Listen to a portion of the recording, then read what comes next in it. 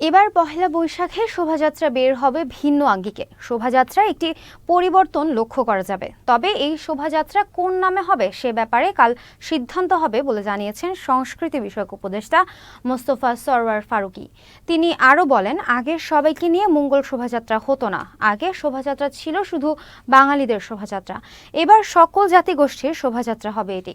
ফারুকী আরও জানান, শোভাযাত্রায় পাহাড়ি বাঙালি সবাই যার যার সংস্কৃতি তুলে ধরবে।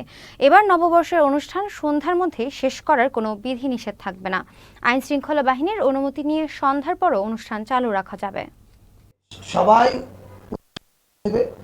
আনন্দের যারা এখানে অংশ নিয়েছেন প্রত্যেকে যেমন বলেছেন যে আমরা আপনাদেরকে ডিটেল প্ল্যানটা বলছি না, বিকজ তাহলে তো সারপ্রাইজ থাকবে না ওখানে আমরা কী করছি। But definitely this will be colourful. এটা খুবই কালারফুল একটা উৎসব হবে এবং এটা সকল জাতিগোষ্ঠীর পোশাক, রং, গান, সঙ্গীত সব কিছুর অংশগ্রহণে শোভাযাত্রা হবে। আর বাকি জানতে চাইলে সব খুলে বলতে হবে।